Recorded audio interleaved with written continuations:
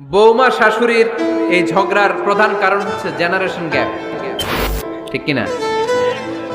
শাশুড়ি এক জেনারেশনের আর বৌমা আরেক জেনারেশনের। শাশুড়ি ভাবে একরকম, বৌমা ভাবে আরেক রকম। শাশুড়ি চায় বউর উপর খবরদারি করতে, বউ চায় শাশুড়ির উপর খবরদারি করতে। এই ডমিনেটিং এর কারণে কিলাকিলি আছে না নাই? এটা ঠিক না। আমার শাশুড়ি মায়েরা যারা আছেন, প্রথমে শাশুড়ি দিয়ে শুরু করি। আমার মাইকের আওয়াজ যে ঘরগুলোতে যায়, আমার শাশুড়ি মাদেরকে বলবো, বউদের উপর অত্যাচার করবেন না।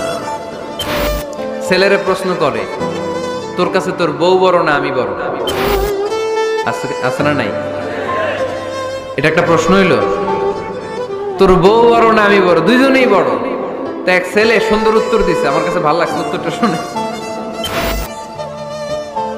এক মা প্রশ্ন করছে, তোরে এতদিন আমি লালন পালন করে বড় করলাম, জীবন যৌবন তোর জন্য শেষ করলাম, আজকে বউ পাইয়া বউ তোর আপন হয়ে গেল?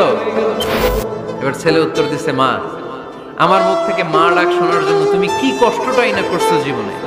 10 মাস আমারে পেটে ধারণ করলা, খাইতে পারো নাই, বমি করছো, খালি ওষুধ খাইছো, তোমার পেট কেটে আমারে বের করা হয়েছে, 2 বছর আমারে দুধ খাওয়াইছো, পেশাব পায়খানা পরিষ্কার করেছো, বয়স যখন 3-4 তখন তোমার আমি মা ডাকছি। এই মা ডাকটা শোনার জন্য তুমি এত কষ্ট করছো, আর আরেকবারের মাইয়া এই ঘরে আইসাই তোমার মা ডাকা শুরু করছো। যেই মেয়েটা তোমারে মা ডাকে সে আমার আপন হবে না কেন মা? ঠিক কিনা? এই মা ডাক শোনার জন্য তুমি এত কষ্ট করলা, আমার লালন পালন করলা, 10 মাস পেটে ধরলা, পেশাব পায়খানা পরিষ্কার করলা, এরপরে মা ডাক শুনতে পারে। আর আরেকবারের মেয়ে জানা নাই চিনা নাই এসেই তোমার ডাকা শুরু করছে মা। তো যে আমার মারে মা ডাকে তার স্থান তো আমার কলিজায়, ঠিক কিনা? শাশুড়ি আম্মারা যারা আছেন, প্লিজ বৌমাদেরকে কষ্ট দিয়েন না।